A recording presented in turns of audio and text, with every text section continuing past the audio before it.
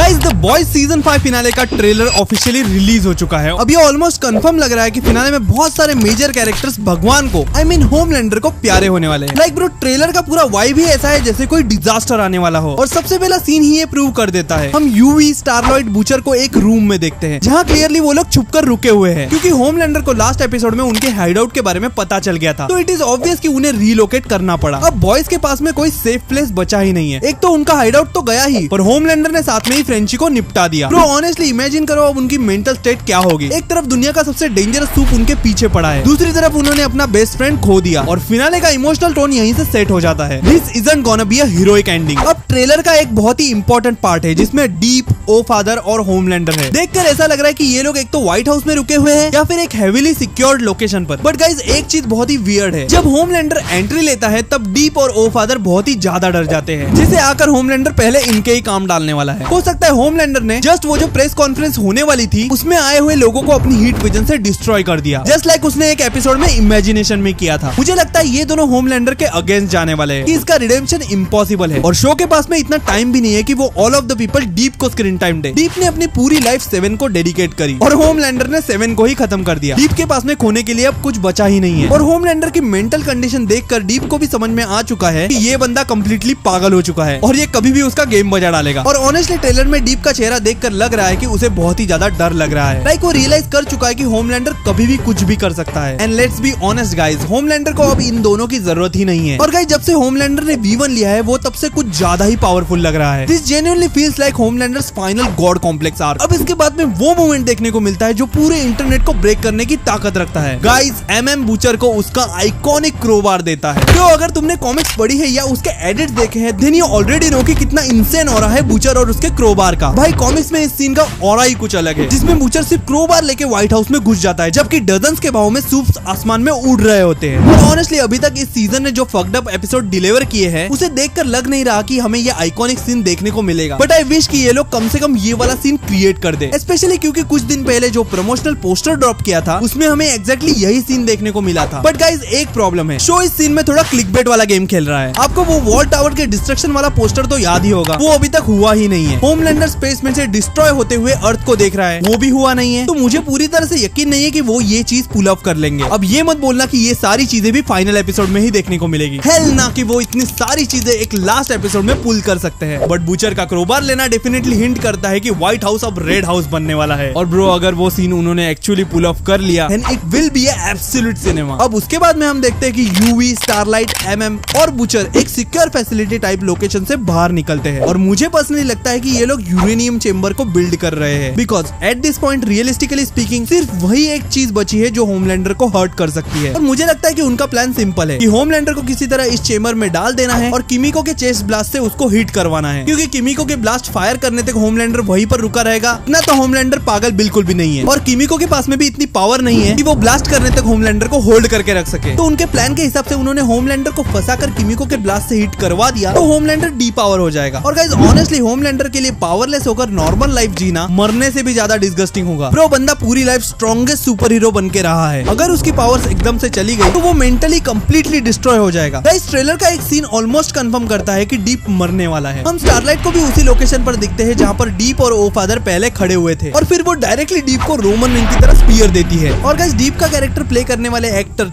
Chess Crawford ने भी tease किया है कि डीप की एंडिंग समहाउ फर्स्ट एपिसोड से कनेक्ट करेगी और ऑब्वियसली हम सबको पता है कि फर्स्ट एपिसोड में उसने स्टारलाइट के साथ में क्या किया था। तो ऑनेस्टली परफेक्ट एंडिंग यही होगी कि स्टारलाइट उसको मार दे। गाइस अगर ऐसा होता है कि स्टारलाइट डीप को समुद्र के पास में ही पटक देती है और सी क्रिएचर्स उसे मार देते हैं, ये कंप्लीट द बॉयज के स्टाइल वाली ही एंडिंग होगी डीप के लिए। और गाइस ये सब कुछ व्हाइट हाउस में ही हो रहा है। उससे पता चलता है कि होमलैंडर ने व्हाइट हाउस को लिटरली अपना हेडक्वार्टर बना दिया है। अब गाइस एक शॉट में MM डोर तोड़ते हुए दिखता है गन के साथ में और यूवी बैकग्राउंड में दिखता है। भाई मुझे समझ नहीं आ रहा कि ये बंदा गन लेके क्यों घूम रहा है जबकि ऑलमोस्ट सारे सूप बुलेट प्रूफ है। मे बी व्हाइट हाउस में जो नॉर्मल गार्ड्स प्रेजेंट होंगे उनके लिए गन लेके घूम रहा हो। यहाँ पर हर तीसरे चौथे बंदे के पास में सुपर पावर्स है। तो भाई आई डोंट थिंक कि ये लोग सिक्योरिटी के लिए नॉर्मल लोग रखेंगे। अब फिर हमें किमिको रोते हुए देखती है एंड आई थिंक कि ये सीन फ्रेंची को बरी करने के बाद का होगा। और ऑनेस्टली मुझे लगता है कि चेस ब्लास्ट पावर उसको इसी इमोशनल ब्रेकडाउन के टाइम ही मिलेगी क्योंकि सोल्जर बॉय का न्यूक्लियर ब्लास्ट भी PTSD की वजह से ट्रिगर होता था। यही वाला सेम मैटर यहाँ पर भी हो सकता है और मुझे लगता है कि किमिको फिनाले में एक मैसिव रोल प्ले करने वाली है, स्पेशली होमलैंडर को वीक करने में। अब गाइस ट्रेलर का एक बहुत ही इंपॉर्टेंट डिटेल जो लोगों लोगों ने मिस कर दिया होगा। पूरे ट्रेलर में बुचर कंटिन्यूअसली रिपीट करता रहता है कि हम हारेंगे नहीं, सारे सूप्स को कंप्लीटली खत्म करना ही होगा। और गाइस यही कॉमिक का कोर आइडिया भी था। बुचर सिर्फ होमलैंडर को नहीं मारना चाहता, वो सारे सूप्स को मिटाना चाहता है। और ऑनेस्टली मैं भी कंप्लीटली डिसएग्री नहीं करता उससे, बिकॉज सोचो अगर होमलैंडर के बाद में कोई इंसेंटली पावर सूप होमलैंडर वाली ही हरकतें करने लगा तो उनकी सारी मेहनत बर्बाद हो जाएगी, जो आई थिंक होने ही वाली है, क्योंकि वॉर्ड भी अपना सिनेमैटिक यूनिवर्स बना रहे हैं। तो इट्स ऑब्वियस कि फिनाले में सारे सूप तो बिल्कुल भी नहीं मरने वाले। अगर सारे सूप मर गए तो वॉट राइजिंग और द बॉयज की मैक्सिको वाले सीरीज में क्या दिखाएंगे। चलो वॉट राइजिंग तो समझ में आता है कि उसमें वॉट के सूप बनाने से लेकर उनको एक बिजनेस बनाने तक का सफर दिखाएंगे, क्योंकि ये सब most of the past events में होने वाला है। बट द बॉयज मैक्सिको में वो लोग क्या दिखाएंगे,